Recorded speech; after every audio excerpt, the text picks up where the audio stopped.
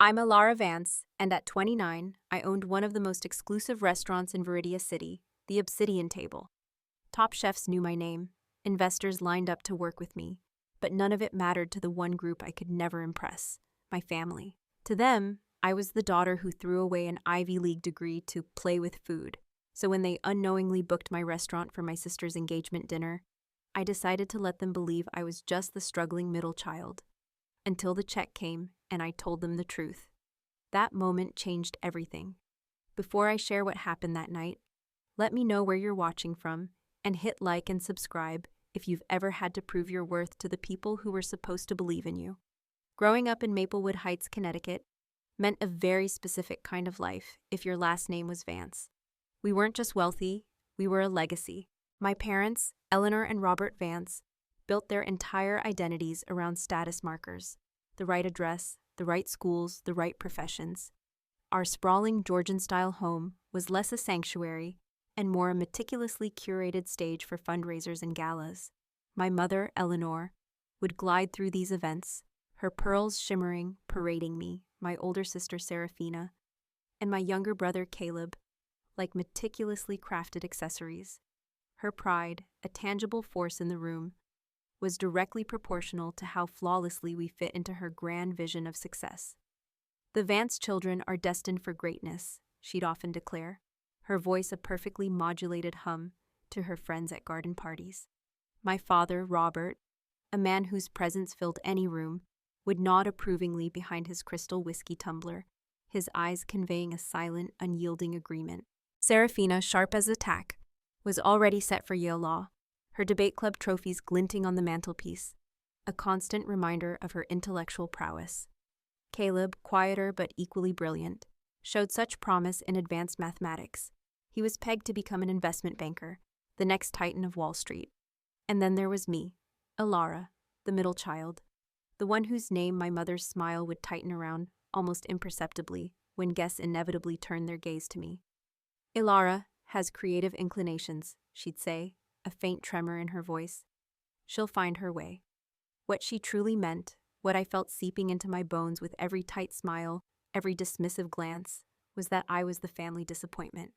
While Serafina excelled at mock trials and Caleb devoured complex algorithms, I spent hours in our housekeeper Sophia's domain, the kitchen. Sophia, a warm-hearted woman with a laugh that crinkled the corners of her eyes and a scent of cinnamon and garlic that always clung to her, hailed from a small village in Greece. She recognized something in me that my parents, blinded by their ambition and social strata, couldn't or wouldn't. A genuine, undeniable passion. Mi mulene tinakanes, mulene tinakeno, she'd hum, her hands kneading dough with practiced ease. They tell me what not to do, you tell me what to do. She saw the way my fingers instinctively found the right rhythm with the dough, the precision in my dicing, the almost intuitive way I could tell if a sauce needed just a whisper more salt.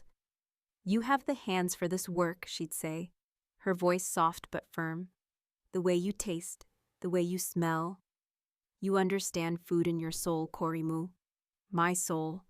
It was in that kitchen, amidst the clatter of pots and pans, the aroma of roasting herbs, and Sophia's quiet wisdom that I felt most authentically myself. By 13, I was creating my own recipes, scrawling them into a worn notebook that became my most prized possession. By 16, when my parents traveled, which was often, the kitchen became my sanctuary, and I'd host underground dinner parties for my friends, transforming humble ingredients into 5-course meals that felt like magic. The first time I dared to voice my dream, it was during my junior year of high school. Culinary school, I whispered, almost testing the words, during a particularly stiff family dinner. My father, Robert, slammed his fork down. A servant's work, he declared, his voice cutting through the polite clinking of cutlery like a knife. Vance's hire chefs, Elara, they don't become them. My mother, Eleanor, merely pursed her lips, a silent but equally damning judgment.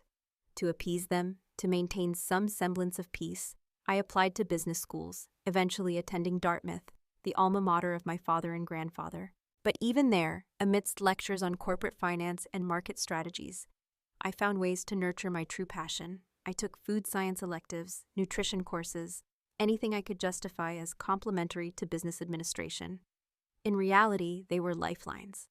I started an underground supper club in my tiny apartment, charging students exorbitant fees for innovative 5-course meals. Every penny I earned was funneled into secret weekend workshops with local chefs, hands-on masterclasses hidden from my family's disapproving gaze. My double life continued, a clandestine culinary existence, until graduate school. I was 6 months into an MBA program, a program that felt like a gilded cage, making me profoundly unhappy, each day chipping away at my spirit. When Chef Antoine Dubois, a French culinary master renowned for his 3 Michelin stars, visited campus for a lecture series, I had volunteered to help cater a university reception, pouring my heart into a delicate mushroom reduction for a canapé.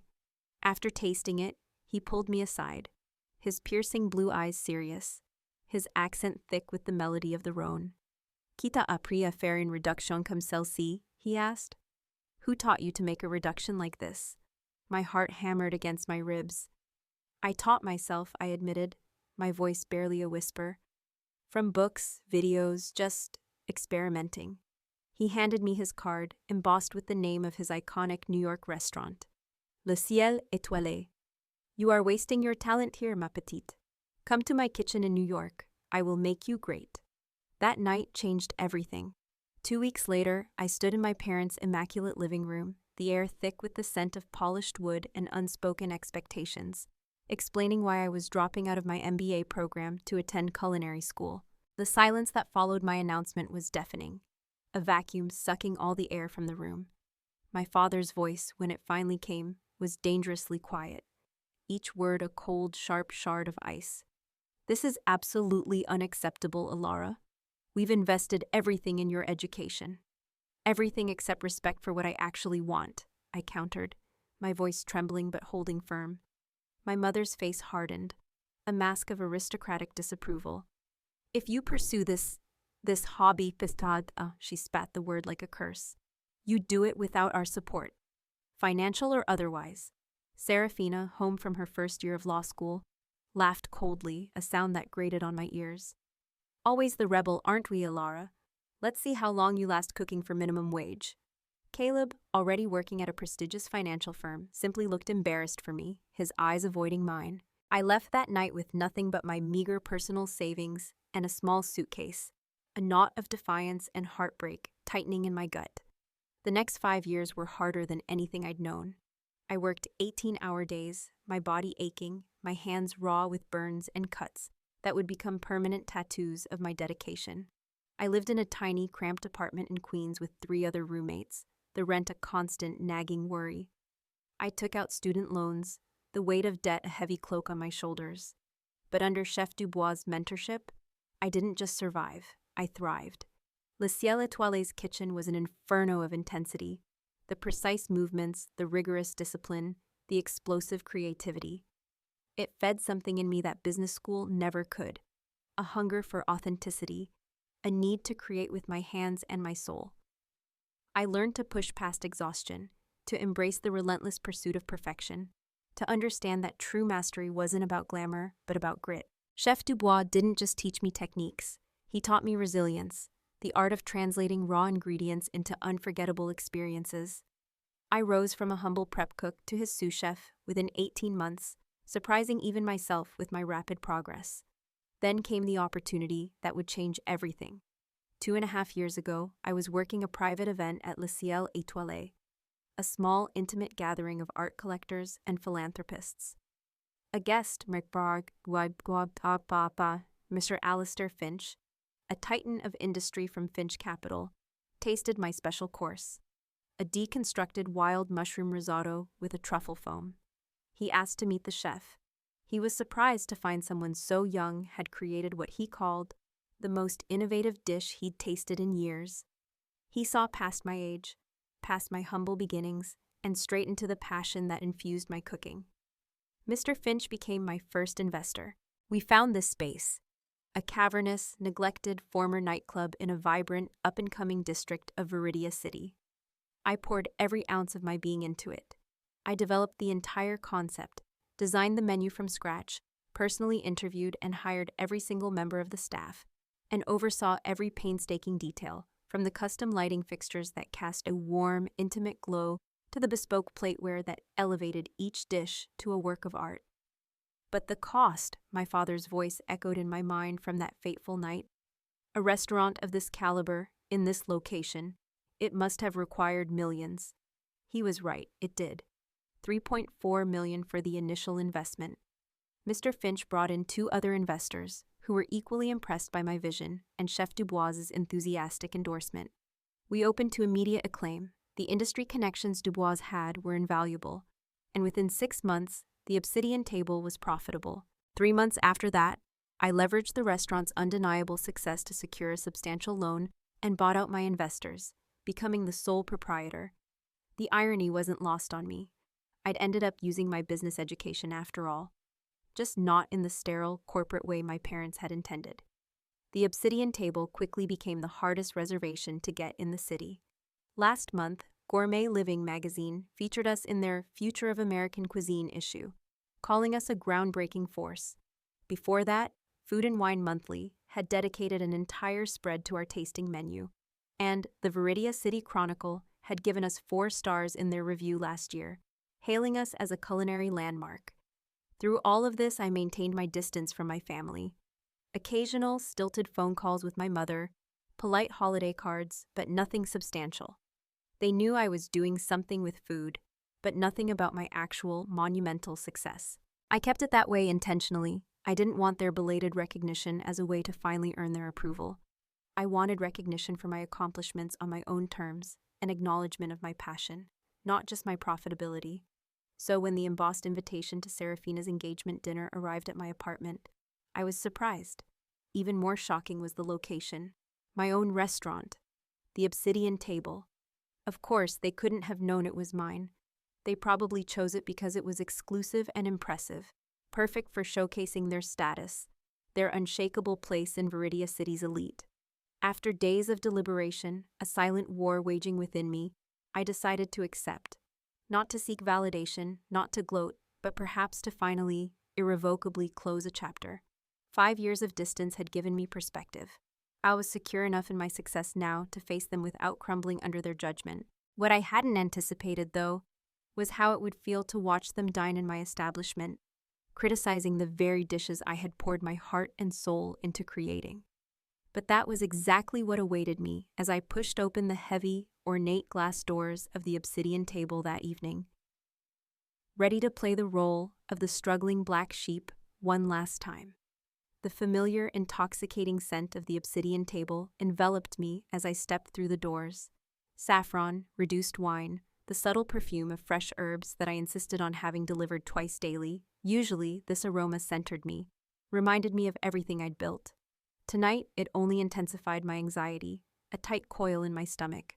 I'd chosen my outfit carefully, a simple, elegant black dress that was, in fact, a limited edition piece by a renowned designer, accessorized with a single strand of pearls that had belonged to my grandmother. Understated elegance. The kind of look my status-conscious family would likely misread as me trying too hard with limited means. Proof of my supposed financial struggles. My hair was pulled back into a sleek chignon. Another detail they would probably interpret as me not being able to afford a proper styling. Julian, my most senior server, spotted me immediately. His eyes widened slightly in question. I rarely came in through the front entrance as a guest. I gave him a subtle shake of my head and mouthed, "Not yet." He nodded discreetly, a flicker of understanding in his eyes, and continued with his duties. From the entryway, I could already see them. They had requested the center table. Of course they had. A prime spot for maximum visibility. They were arranged like a tableau of effortless affluence. My mother, Eleanor, regale in a custom Chanel suit, her diamond brooch catching the light. My father, Robert, examining the wine list with exaggerated critical concentration, as though he were vetting a multi-million-dollar deal. Serafina, draped in what looked like new season Gucci, radiating a self-satisfied glow, next to her fiancé, Sterling. I didn't recognize him, but I'd seen his type 1,000 times. Slicked back hair, a watch that caught the light every time he moved his wrist, practically screaming net worth. Caleb and his wife, Maya, completed the picture, both in impeccable business attire, as though they'd come straight from important, high-stakes meetings. Chloe, my hostess, approached with a warm, professional smile. "Good evening, miss." She caught herself just in time, her eyes briefly meeting mine with a spark of knowing, then smoothly correcting. "Your party is already seated. May I show you to their table?" "Thank you, Chloe," I murmured, appreciating her discretion. She knew, they all knew, and they were enjoying the silent drama unfolding. As we approached, my mother noticed me first. Her eyes performed the quick, practiced assessment I remembered from childhood. A head-to-toe scan that calculated the approximate value of my appearance and, inevitably, found it wanting. "Darling," she said, rising to air-kiss my cheeks, a gesture as hollow as it was familiar. "You finally arrived." We were beginning to wonder. "I'm exactly on time, Mother," I replied, checking my simple, elegant watch. 7:30 on the dot. My father stood, giving me a stiff, almost reluctant hug that ended with an awkward pat on the back. "You look healthy," he offered, which in Vance speak meant I hadn't maintained the borderline unhealthy slenderness prized in our social circle. Serafina barely bothered to stand, offering her cheek for me to kiss, her expression a mix of thinly veiled pity and mild amusement. "This is Sterling," she announced, as her fiancé rose and extended his hand. His grip was too firm, a power move I recognized from countless business meetings. "Princeton undergrad, Wharton MBA," he introduced himself, his voice oozing with a practiced confidence. "Just made junior partner at Goldman. No nice to meet you or I've heard about you. Just credentials and status. The Vance family love language." Caleb gave me a more genuine greeting, though his wife Maya's smile seemed strained, her eyes darting nervously around the opulent dining room. I later learned she'd been the one tasked with finding this impressively exclusive restaurant for tonight's dinner, and she was nervous about whether it would meet everyone's impossibly high standards. "Well," my mother said, as I took the last empty seat at the table, a perfectly appointed custom-designed chair that encouraged lingering. "We've already ordered champagne. I hope that's acceptable." I noticed they'd chosen the second most expensive option on our list, showy but not reckless. Typical. The restaurant hummed with the energy I'd worked so hard to cultivate. The lighting was dim enough for intimacy, but bright enough to appreciate the artful plating of each dish. The sound level was perfectly balanced, allowing for private conversation while still maintaining a vibrant social atmosphere. The tables were spaced just so, close enough to create a convivial energy, yet far enough apart for discretion. Every single detail, from the weight of the imported Italian linen tablecloths to the exact angle of the spotlights on the artwork, had been my decision. I watched the staff's subtle reactions as they realized I was sitting with guests. Gaston, our sommelier, a man poached from a 3-star Michelin restaurant in Paris, caught my eye as he approached with the champagne. The slightest, almost imperceptible raise of his eyebrow asked if I wanted him to acknowledge me. I gave an equally imperceptible shake of my head. Not yet. "Excellent choice," Gaston said to my father instead, presenting the bottle with practiced elegance before beginning to pour. "We're celebrating an engagement," my father announced unnecessarily, clearly hoping for special treatment.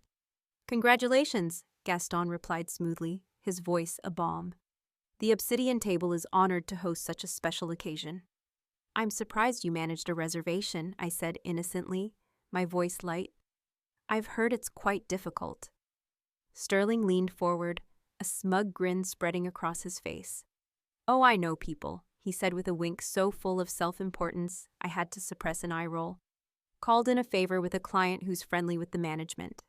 I bit my tongue. The client was likely Mr. Julian Thorne, one of our regular, high-profile investors, who occasionally requested tables for business associates. I made a mental note to speak with him about Sterling. "Well, aren't you resourceful?" I murmured, raising my champagne flute to Serafina and Sterling. My father declared, "A perfect match, and a brilliant future." We clinked glasses, and I took a small sip, noting that the champagne was served at the precise, ideal temperature I had trained my staff to maintain. "So, Elara," my mother began, setting down her glass and fixing me with her full, intense attention, "tell us what you've been up to these past few years. You've been so mysterious." The table's focus shifted to me. 5 pairs of eyes, evaluating, ready to judge.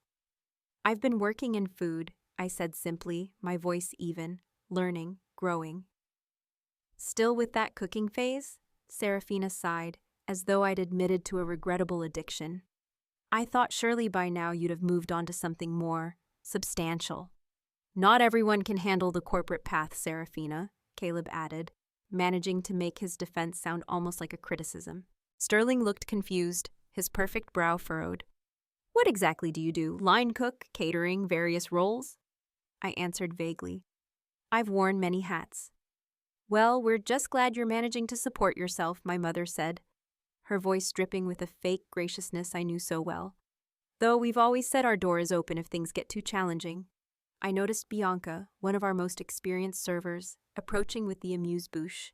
It was a delicate, bite-sized sphere of compressed watermelon topped with fermented black garlic and a microgreen, a creation I had sourced from a specialized urban farm upstate, perfected over months of experimentation.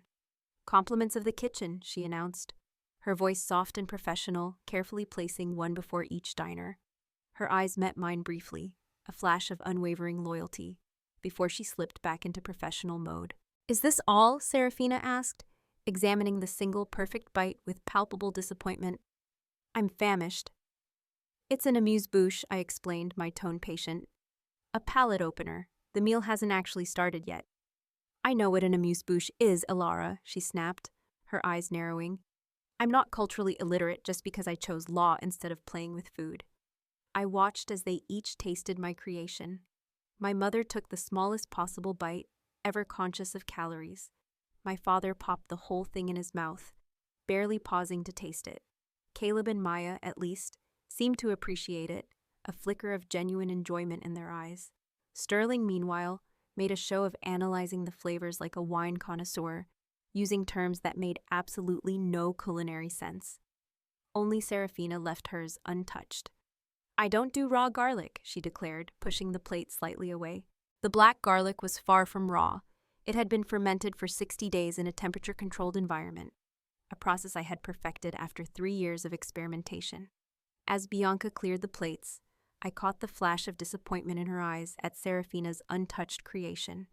In that moment, I felt a surge of protectiveness, not for myself, but for my staff, who took such immense pride in our work. I had built the Obsidian Table not just as a restaurant, but as a family of sorts, one bound by shared passion, dedication, and respect, rather than by DNA or social standing. The evening was just beginning, but already I could feel the old dynamic settling in. I was the outsider, the one who had chosen the wrong path, whose choices needed constant justification. But unlike the Elara of 5 years ago, I now sat at this table with a secret strength, an unshakable confidence, one that would soon turn this entire dynamic on its head. So tell us about the wedding plans, I said, deliberately shifting attention back to Serafina as our first course arrived. A delicate composition of heirloom tomatoes, house-made ricotta, and basil oil that had taken me months to perfect, balancing the sweetness, acidity, and herbaceous notes. Serafina brightened immediately, her earlier disdain momentarily forgotten. We've booked St. Augustine's Cathedral, of course, reception at the Grand Astoria for 500 guests, though Mother thinks we should cut it to 350. The guest list is getting unwieldy. My mother interjected, her voice filled with a familiar social anxiety. The Astor Williams aren't speaking to the Bennetts since that unfortunate yacht incident, so we can't seat them in the same section. I suppressed a smile. The gravity with which they discussed these social calculations never ceased to amaze me. 500 seems excessive, I ventured, taking a bite of the tomato dish, allowing the burst of flavor to ground me. Sterling leaned forward, his eyes gleaming with professional calculation. It's networking, Elara, not just celebration. Half those invitations are relationship investments. Precisely, my father agreed, nodding approvingly. Sterling understands the social capital aspect.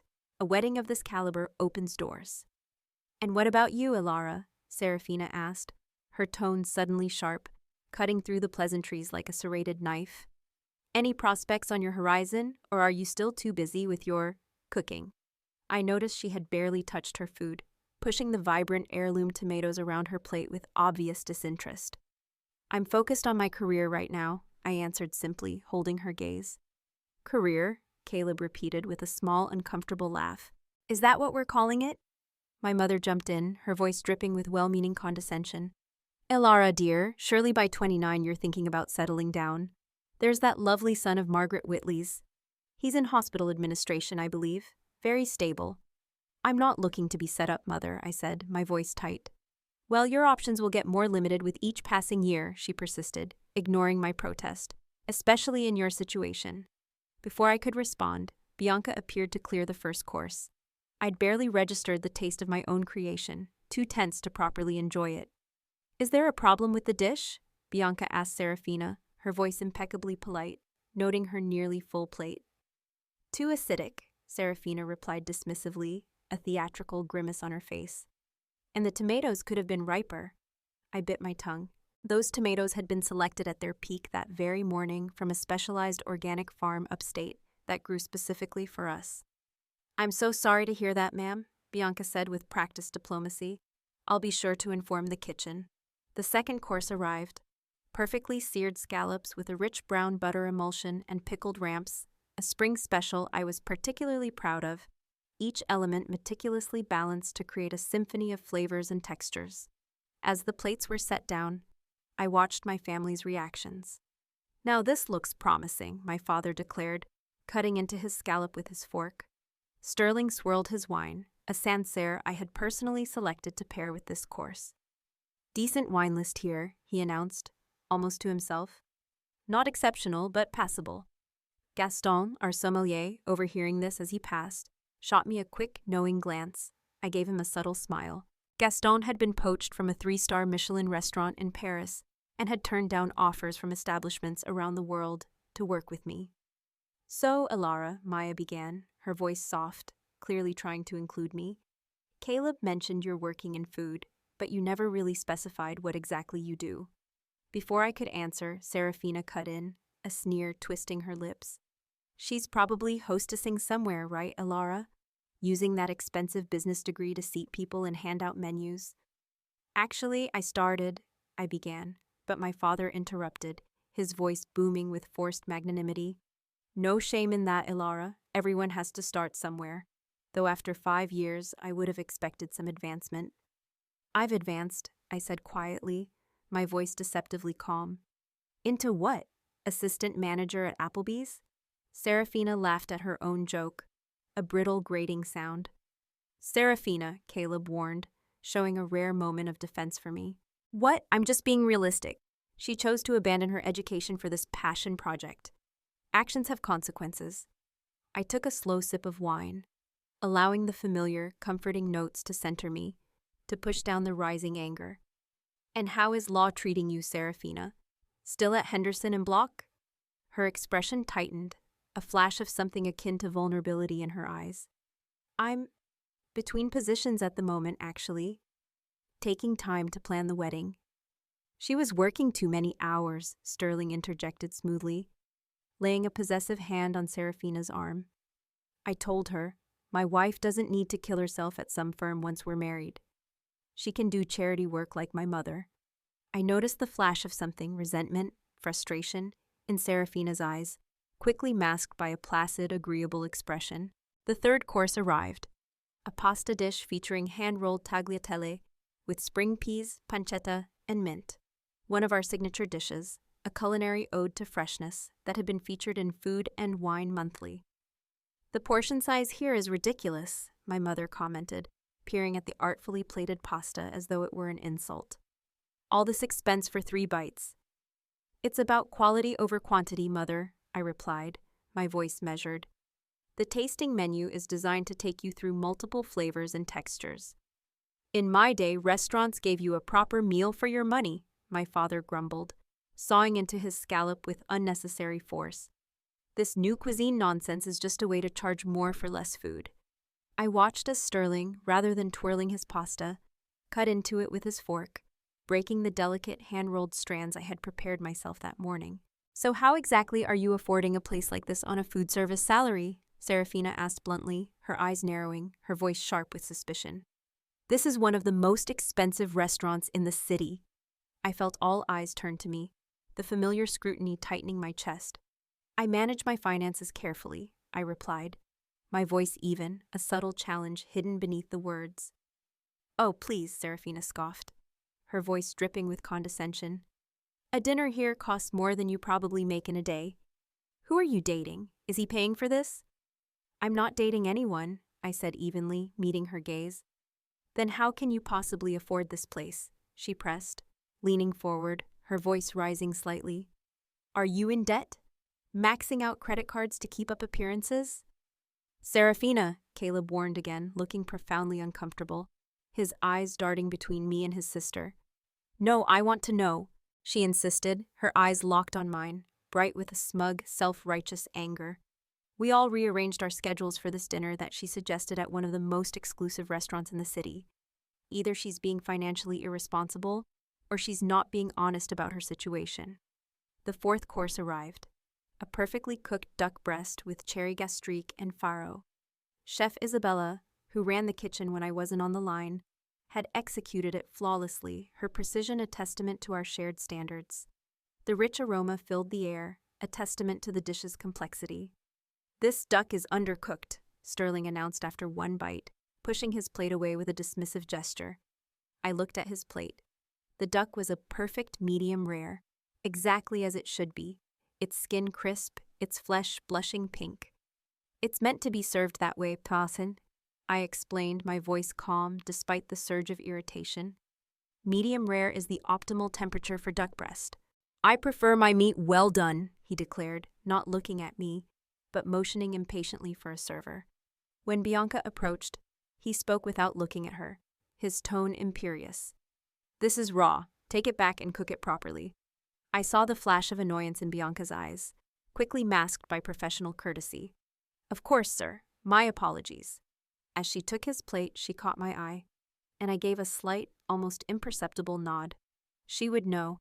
She would have the kitchen prepare a new breast, cooked to his absurd specification, rather than ruining the existing one by overcooking it. Really, Elara, my mother said once Bianca had gone, her voice laced with thinly veiled exasperation. You still haven't answered Serafina's question. How are you affording this dinner? The tension at the table was palpable now, a thick, suffocating blanket. I could feel the familiar tightness in my chest, the same suffocating feeling I'd had during countless family dinners growing up. The sense of being cornered, judged, and found wanting before I'd even had a chance to speak. But I wasn't that same insecure young woman anymore. I had built something I was profoundly proud of. Something that was entirely, unequivocally mine. For a fleeting moment, I considered revealing everything right then, watching their expressions shift, contort, and finally crumple as they realized whose restaurant they were sitting in, whose food they had been critiquing so carelessly. Before I could decide, Sterling's overcooked duck returned, a sad gray slab now lacking all the tenderness and complexity it had originally possessed. Much better, he declared after one bite, though I could see from across the table that it was now dry and tough, devoid of any juiciness. My father signaled for the wine list again, a flicker of dissatisfaction in his eyes. Let's order another bottle, something more impressive this time. As Gaston approached with the leather-bound list, my father made a show of examining it, finally pointing to one of our most expensive options, a Bordeaux priced at over $800. This one should be adequate, he declared, a smug flourish in his gesture. I knew that bottle intimately. I had selected it during a trip to France last year, meeting with the vintner personally. It was spectacular, but completely wrong for the current course and the ones to follow. May I suggest something that might pair better with the remaining dishes? I ventured, my voice diplomatic. My father waved me off with a dismissive flick of his wrist. I think I know my wines, Elara. Gaston caught my eye, silently asking for direction. I gave him a small, almost imperceptible nod. Let my father have his way.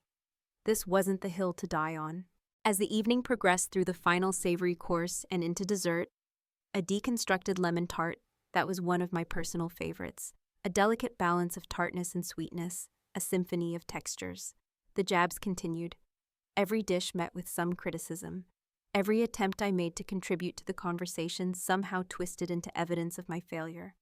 By the time coffee was served, I felt emotionally drained, my spirit chafed raw. The double burden of enduring my family's condescension while watching them thoughtlessly critique my life's work was becoming unbearable. Then came the moment I'd been both dreading and anticipating, the check. Julian approached with the black leather folder containing the bill, placing it discreetly in the center of the table. My father, by reflex, reached for it immediately, a gesture of patriarchal duty, but Sterling intercepted. "Please, Robert, allow me," he said, his voice a practiced smoothness, the kind that turned even generosity into a power move. "Consider it my treat to celebrate the occasion." My father made the expected token protest before acquiescing with a nod. I watched as Sterling opened the folder, his confident smile slowly, agonizingly, shifting to one of barely concealed shock as he registered the total. "Is there a problem?" my father asked, noticing the stark change in Sterling's demeanor. No, Sterling recovered quickly, forcing a laugh that sounded brittle. "Just confirming the calculation." I knew exactly what he was looking at. A dinner for 7 with premium wine pairings, several special off-menu requests, and that $800 Bordeaux would run well over $3,000. Not outrageous for a restaurant of the Obsidian Table's caliber, but certainly a statement. He reached for his wallet, extracting a sleek black credit card with deliberate slowness, making sure everyone noticed the exclusive tier it belonged to. Serafina, perhaps sensing Sterling's discomfort, chose that precise moment to circle back to her earlier interrogation, her voice dripping with false sweetness and almost theatrical concern. "So, Elara," she said, her eyes glinting with malicious amusement, "you never did explain how you're managing to contribute to this extravagant dinner. We wouldn't want you stretching yourself financially on our account." All eyes turned to me again. I could feel the familiar dynamic asserting itself, strong as ever. Serafina, the successful one, me, the struggling disappointment. The air itself seemed to crackle with anticipation. "I can cover my portion," I said simply, my voice unwavering, a quiet defiance humming beneath the surface. "Can you, though?" she pressed, leaning forward, her voice a low, taunting whisper. "Because we all know what food service pays. Can you even afford this place?" The table fell silent. The question hung in the air, so deliberately insulting that even my parents looked uncomfortable, a faint blush creeping up my mother's neck. "Serafina," my mother murmured, a rare flicker of unease in her eyes. "Perhaps this isn't—" "No, I want to know," Serafina insisted, her eyes locked on mine, bright with a self-righteous fury. "We've spent the entire evening pretending that everything's fine, that Elara's choice to throw away her education hasn't left her struggling. I think we deserve some honesty." I felt a hot flush rising from my chest to my face, a wave of familiar humiliation threatening to engulf me. 5 years of distance, of building my own life, my own success, and nothing had changed. I was still the family disappointment, still being asked to justify my very existence. Sterling, perhaps sensing an opportunity to reassert control after the check shock, joined in, his voice oozing with condescending concern. "If you need help with your portion, Elara, just say so. No shame in that. We understand."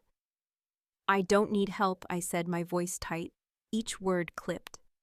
"Then how exactly are you paying for this?" Serafina demanded, her voice now a full-blown accusation. "A meal here costs more than you probably make in a week." I opened my mouth to respond, to finally reveal everything, to shatter their smug superiority, when Sterling suddenly frowned at the bill again. "Wait, there's a mistake here," he announced, his voice perplexed. "They've only charged us for the wines, not the food." He signaled sharply for Julian. "Excuse me, there's an error on our check." Julian approached our table with perfect timing, as though he'd been waiting for this exact moment.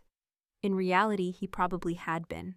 My staff knew me well enough to be watching this drama unfold, anticipating my cue. "Is there a problem, sir?" he asked, his voice smooth, unruffled. "Yes, you've only charged us for the beverages, not the meal," Sterling said, pointing accusingly at the bill. Julian looked at the check, then at me, his expression questioning, waiting. In that moment, I made my decision. The charade had gone on long enough. I gave Julian a slight, almost imperceptible nod. "There's no error, sir," Julian said smoothly, his voice calm, professional, yet carrying a distinct undertone of quiet authority. "The dinner portion has been taken care of." "By whom?" my father asked, frowning, his voice laced with suspicion. Julian turned to me, his professional demeanor giving way to a warm, genuine smile. "Welcome back, Miss Elara. Your usual table is ready for your meeting with the investors.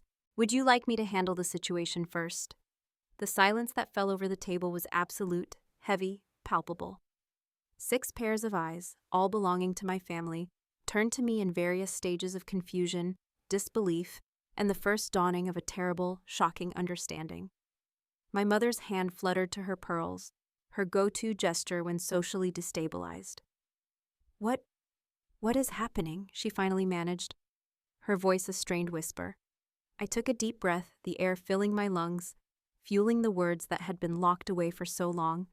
The moment I had both dreaded and secretly anticipated for 5 years had arrived. "Welcome to the Obsidian Table," I said simply, my voice steady, calm, almost serene, despite the adrenaline coursing through me. My restaurant.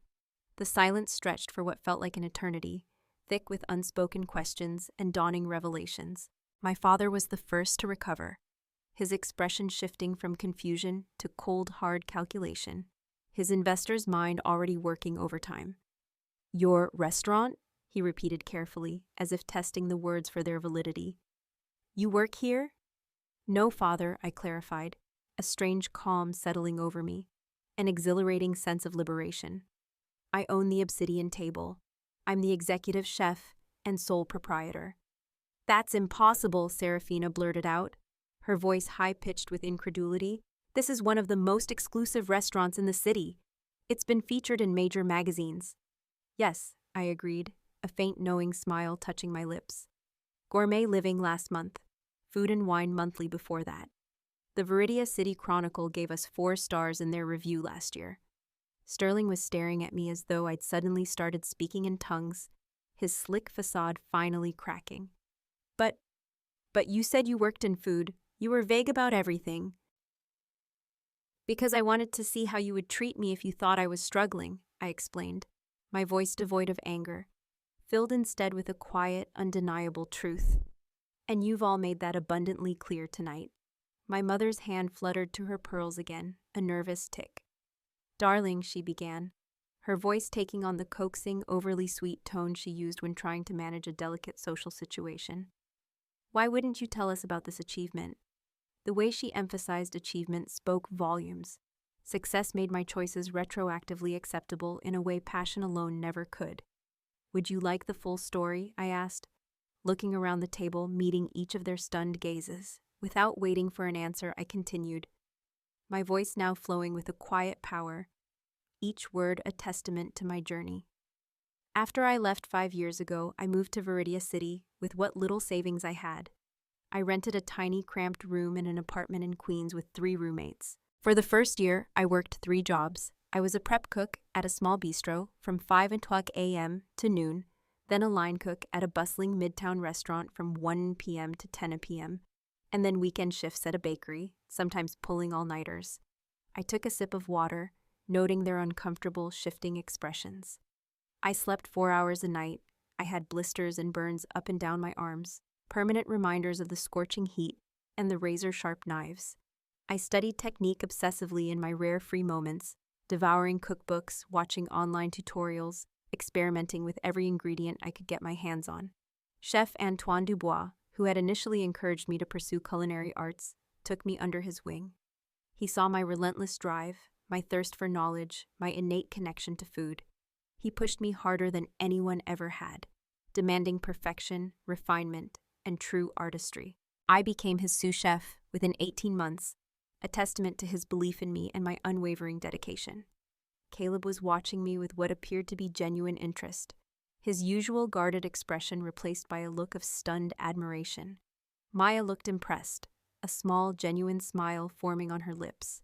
My parents seemed frozen in a state of profound reassessment, their carefully constructed world tilting on its axis. 2.5 years ago, I continued, my gaze sweeping across the opulent dining room. I was working a private event at Le Ciel Étoilé.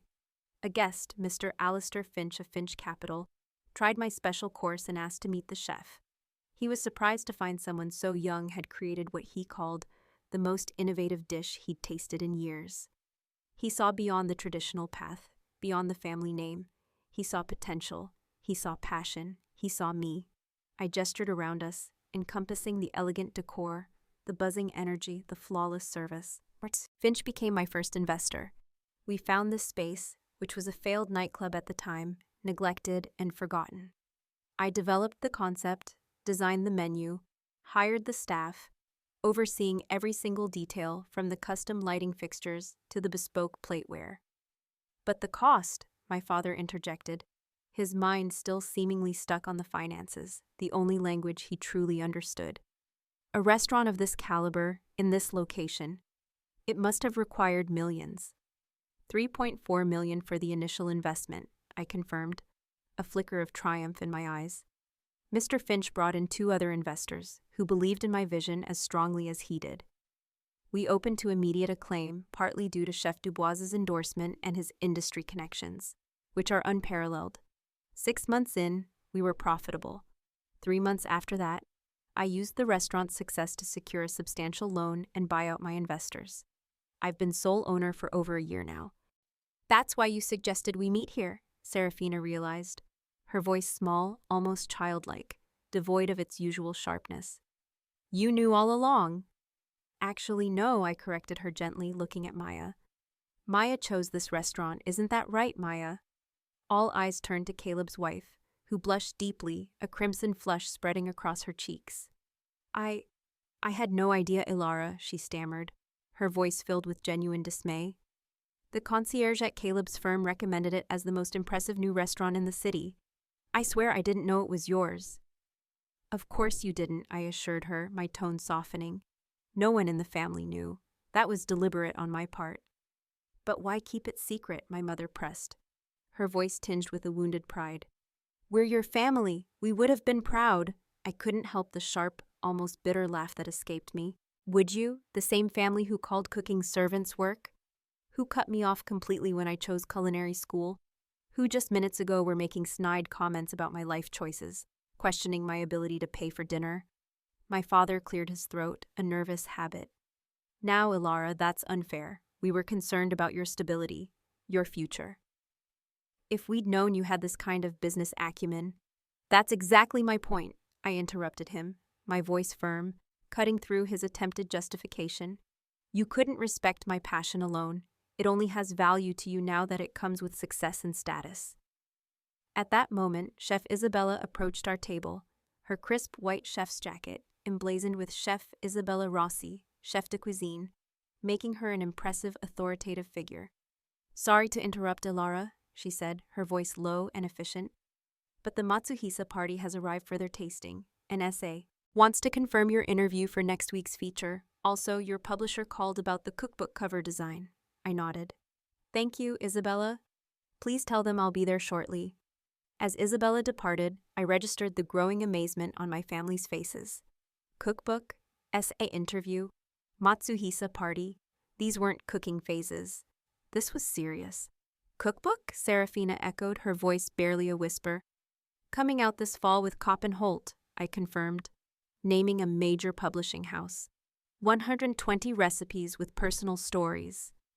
Elara, my mother began, her voice suddenly taking on that coaxing, almost pleading tone she used when trying to salvage a social situation. This is all so impressive. Why didn't you tell us sooner? We could have helped, supported you. The way you supported me when I needed it most? I asked quietly, my gaze unblinking. By cutting me off completely? We thought it was a phase, my father protested, desperation creeping into his voice. How are we to know you had this level of entrepreneurial spirit? You've clearly inherited my business sense. I felt a sharp, hot flash of anger at his transparent attempt to claim credit for my success, to co-opt my struggle. I built this myself, I said firmly, my voice unwavering, without your connections, your money, or your support. Sterling, who had been suspiciously quiet, suddenly perked up, a calculating glint in his eyes, his earlier criticisms conveniently forgotten. A cookbook deal? That must come with a substantial advance. And this place? He gestured around appreciatively, a predatory gleam in his eyes. It must generate significant revenue. Do you have plans for expansion? Perhaps a restaurant group? I have some contacts in hospitality investment who might be interested. I couldn't help but laugh, a short, sharp sound filled with the transparency of his pivot from condescension to networking opportunity. I'm doing quite well with my current advisors, but thank you, I said, my voice dripping with icy politeness. Serafina shot him a look of irritation before turning back to me, her voice hardening again. a last attempt at clinging to her perceived superiority. So, all this time, while I thought you were struggling, you were actually succeeding, building all this? Yes, I said simply. And tonight, she continued, her voice rising, edged with accusation. You let us sit here, criticizing your food, your wine list, your portion sizes, all while knowing it was yours. I wanted to see how you would treat me if you thought I was still the family failure, I explained, my voice calm. And now I know.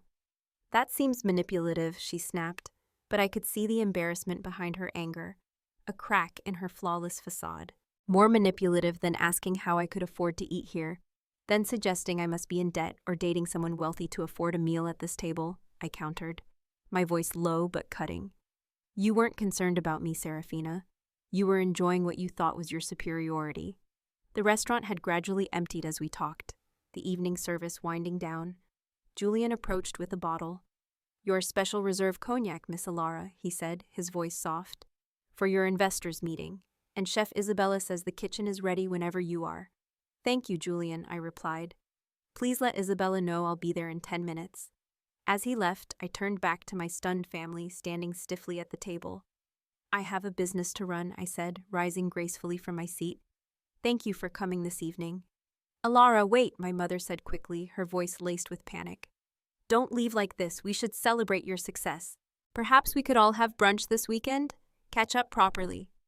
I looked at her, seeing for the first time not the intimidating figure of my childhood, but simply a woman trying desperately to salvage her pride and position, grasping at straws. I'll think about it, I said, my voice non-committal. But right now, I have investors waiting and a kitchen to oversee. As I turned to leave, Caleb stood up. Elara, he said, his voice quieter than the others, his eyes meeting mine with a sincerity that surprised me. For what it's worth, this is incredible, what you've built here. It's remarkable. I'm sorry for not supporting you sooner. Of all the reactions tonight, his felt the most genuine. I gave him a small nod of acknowledgement, a silent acceptance of his apology, before walking away from the table, where I had just changed the dynamics of my family forever. I had barely made it 10 steps when I heard the click of heels behind me. Turning, I found my mother hurrying to catch up, her perfectly composed facade beginning to crack, streaks of vulnerability showing through. Elara, please, she said, lowering her voice, a desperate plea in her tone. You can't just drop this revelation and walk away. We need to talk about this. I glanced toward the private dining room where my actual investors, the Atford Group, a collective discussing funding for my second restaurant concept, were waiting. I have a meeting, Mother. Postpone it, she insisted, her voice rising. This is family. Family hasn't been a priority for you in 5 years, I replied, keeping my voice steady, betraying no emotion. My business commitments don't suddenly become optional because you finally decided my career is worthy of your attention. The rest of the family had followed her, creating an awkward, bewildered cluster near the bar area, like actors who had forgotten their lines. My father looked distinctly uncomfortable, unaccustomed to not being in control of a situation. Serafina's expression wavered between resentment and something that might have been reluctant respect. Perhaps we could continue this conversation tomorrow, my father suggested, reverting to his problem-solving business tone, as though this were just another negotiation. Dinner at our place. We have much to discuss, including how we might help you expand. My firm specializes in, Sterling added eagerly, his eyes already calculating potential returns. I don't need your help, I interrupted firmly, my voice cutting through his eager pitch like a knife. I didn't build this place to finally win your approval. I built it because this is what I love, what I'm good at. The fact that it's successful doesn't suddenly make my passion more valid than it was 5 years ago. No one is saying that, darling, my mother backpedaled, her voice strained. We're simply proud of what you've accomplished. Are you proud, Mother, or are you relieved that my choices no longer embarrass you socially? Her flinch told me I'd hit close to home, landed a direct blow. That's unfair, Elara, my father interjected, his voice firming. We've always wanted what's best for you. No, I corrected him, my voice calm but unyielding. You wanted what aligned with your vision for me. There's a difference. Isabella appeared at my side, her presence a welcome, grounding support. The Ferd Group is asking if you'll be joining them soon, she said quietly, her eyes warm with understanding. 5 minutes. I promised her. As Isabella nodded and stepped away, I turned back to my family. I need to go. Elara, Serafina stepped forward, her voice lacking its usual sharp edge, a hint of genuine humility in her eyes. I owe you an apology. The things I said tonight, they were unkind. They were honest, I replied, a small, wry smile touching my lips. That's the silver lining of this evening. I got to see exactly how you all view me when you think I'm struggling. That's not fair, Caleb said, joining the conversation, his brow furrowed with concern. People make judgments based on the information they have. We didn't know. You didn't know I was successful, I clarified, my voice rising slightly, making sure my point landed. But you didn't know I was pursuing something I loved. That should have been enough for my family to show basic respect. A heavy silence fell over the group, broken only by the distant clatter from the kitchen. You're right, my father finally said, his voice barely a whisper, surprising me with the admission. Robert Vance didn't acknowledge mistakes easily. We should have supported your passion, regardless of its outcome. Where do we go from here? My mother asked. Genuine uncertainty in her voice, another rarity. I took a deep breath, considering the question. Despite everything, these people were my family. The hurt they'd caused was real, a deep, aching wound. But so was our shared history, the faint echoes of childhood laughter. Complete estrangement had never been my goal, just enough distance to build my own life without their judgment clouding my decisions, without their expectations suffocating my spirit. I don't know yet, I answered honestly, my gaze sweeping over each of their faces. But tonight has made one thing clear. If we're going to have any relationship moving forward, it needs to be on different terms. I'm not the family failure seeking redemption. I'm a successful chef and business owner who deserves the same respect you'd give any other professional.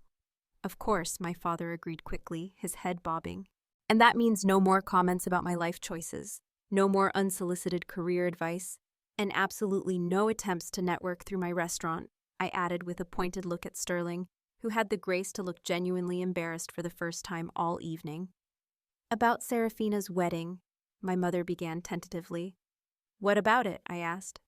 We'd still like you to be there, Serafina said, her voice softening, a rare vulnerability in her eyes. As my sister, not as whatever we thought you were before tonight. I looked at her, trying to see past the years of competition and judgment. Despite everything, there had been good times too, secrets shared as children, supporting each other through our first heartbreaks. Inside jokes no one else understood. I'll be there, I promised. Then, after a moment's consideration, I added, and if you'd like, I could host a dinner for the wedding party here at the obsidian table, as my gift. Serafina's eyes widened, her jaw slack. You would do that? After how we've treated you? You're still my sister, I said simply, a flicker of that old sisterly connection surfacing. But to be clear, this isn't me seeking your approval. It's me offering something I'm proud of, on my own terms. I understand, she said quietly, a genuine, unforced smile, the first of the evening passing between us, and I would be honored. Now I really do need to go, I said, gesturing toward the private dining room. Of course, my father nodded, almost instinctively. Your business comes first. Not always, I corrected him, a small smile playing on my lips. But tonight, yes. As they gathered their things to leave, still somewhat dazed, I added, I'm free for brunch on Sunday. Not at your club, though. There's a small place in the East Village I think you should experience. Alma's.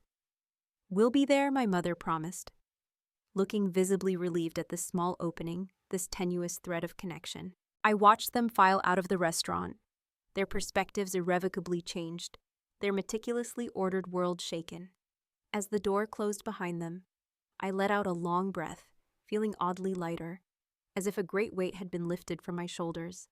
Isabella approached again, a knowing smile on her face. Everything okay, Elara?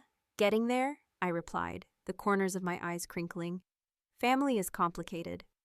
Tell me about it, she laughed softly. My mother still introduces me as her daughter who works at a restaurant, like I'm a teenage waitress at Denny's. I smiled, grateful for her understanding, for the shared camaraderie that came from defying expectations. Let's go talk spring menu, I said, my voice lighter, a renewed excitement bubbling up. I have some new ideas I'm excited about.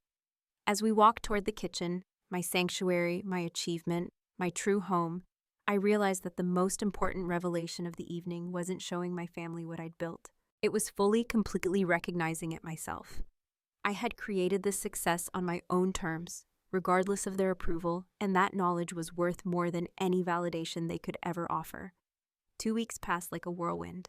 Spring menu planning, intense meetings with my publisher about the cookbook layout and promotional tours, and preliminary discussions about a potential second location for the Obsidian Table kept me gratefully busy. But thoughts of that family dinner remained, surfacing in quiet moments, demanding reflection. Sunday brunch had gone surprisingly well. I'd taken my family to Alma's, a hole-in-the-wall gem run by a former colleague from my early days working the line. My parents had been visibly uncomfortable at first, navigating the mismatched chairs, the vibrant graffiti-decorated walls, and the lively, unpretentious atmosphere. But the food, unpretentious yet masterfully executed, bursting with flavor and soul, had slowly but surely won them over. I never knew simple eggs could taste like this, my father had admitted, a rare moment of genuine awe in his voice, as he mopped up the last of his shakshuka with a piece of Alma's homemade sourdough. Small steps. Not a complete transformation, not yet, but an opening, a crack in the wall they had built around themselves. Now, sitting at my usual table after closing time, the restaurant quiet save for the soft hum of the refrigeration units, I watched the staff complete their final duties. Bianca was counting the register, humming softly to herself. Julian and Gaston were discussing wine pairings for tomorrow's private event, their voices low and thoughtful. Isabella had left an hour ago, after we'd finalized the spring menu revisions, her face alight with excitement. My phone buzzed with a text from Serafina. "Wedding planning nightmare. Florists just doubled their quote. Any chance you're free for coffee tomorrow? Could use some straight talk from someone who won't just tell me what I want to hear." I smiled slightly at this unexpected request for my opinion, for my directness. Another small step. I texted back, confirming a time and place. The relationship with my family was evolving into something I couldn't have predicted. Not the unconditional embrace I might have once craved, the kind you see in Hollywood movies, but something potentially more valuable. A measured respect between adults with different values, different paths. My mother had called 3 times in the past 2 weeks, her usual formalities softening into genuine questions about my work, my challenges, my vision. My father had even sent me an article about female chefs breaking barriers in the industry, a silent acknowledgement that he was trying, genuinely trying, to understand my world. Even Caleb had reached out, asking if he could bring his children to see the kitchen sometime. "I want them to know they have options," he'd said, "that success doesn't have to look the same for everyone." These were fragile beginnings, not the dramatic, instantaneous reconciliation of a Hollywood script. Real healing, I was learning, happens in quiet moments and small gestures, in the gradual rewriting of old patterns, one careful stroke at a time. The most significant change, though, wasn't in my family's perception of me, but in how I had finally stopped measuring my worth through their eyes. The validation I had once desperately sought from them, the approval that had dictated so much of my early life, now felt strangely unnecessary. I had proven myself, not to them, but to myself. This realization had rippled through other areas of my life as well. I'd launched a mentorship program for young chefs from disadvantaged backgrounds, offering them the guidance and opportunity I had fought so hard to find. Every Saturday morning, the Obsidian Table kitchen transformed into a classroom for 8 aspiring culinary artists who reminded me so much of my younger self, passionate, determined, in need only of someone who believed in their potential. One of them, a young woman named Zoe, had shown such raw promise that I'd offered her an apprenticeship. Watching her confidence grow with each new skill mastered, with each dish she brought to life, brought a satisfaction different from any professional accolade I'd received. Bianca's voice pulled me from my thoughts. "We're all set for closing, Elara. Anything else you need before we head out?" "No, thank you," I smiled. "You all did amazing work tonight." As the staff filed out, calling their good nights, I remained at my table, notebook open to a blank page. I'd been trying to articulate the introduction to my cookbook, struggling to find words that truly captured my journey, my struggles, and my triumphs. In the quiet of the empty restaurant, bathed in the soft glow of the custom lighting, I finally began to write. Food has always been my truest language. When words failed, I spoke through flavors. When paths seemed unclear, I followed my palate. The dishes in this book are more than recipes. They're chapters of a life lived in pursuit of authenticity, rather than approval. 5 years ago, I stood at a crossroads between expectation and passion. Choosing the latter cost me dearly at first, but ultimately led to the richest feast I could have ever imagined. Not merely in professional success, but in the profound discovery that true wealth isn't measured by external validation or material achievement, but by the courage to honor your own voice, even when it speaks in whispers against the shouts of doubt. I set down my pen, the words finally flowing freely, effortlessly. Tomorrow would bring new challenges. A difficult vendor negotiation, Serafina's wedding planning drama, finalizing the cookbook introduction. But tonight, in this moment of quiet reflection, I felt a profound sense of peace. The journey hadn't been easy. There had been nights of exhaustion so complete I'd fallen asleep in kitchen corners during rare breaks. Burns and cuts that left scars still visible on my hands, reminders of the battles fought and won. Moments of doubt so intense I'd questioned everything, wanting to give up, wanting to just fit in, but I had persevered, not because I needed to prove my worth to others, but because I couldn't imagine living any other way. In choosing authenticity over approval, I'd found something far more valuable than either success or family validation. I'd found myself. So tell me, have you ever had to choose between meeting others' expectations and following your own heart? What was your moment of truth? Let me know your stories in the comments below. Don't forget to like this video if it resonated with you, subscribe for more true stories of resilience and triumph, and share with someone who might need a reminder that the most important approval comes from within. Thank you for joining me on this journey, and remember, the most meaningful success is measured not by others' standards, but by the joy and purpose you find along your own path.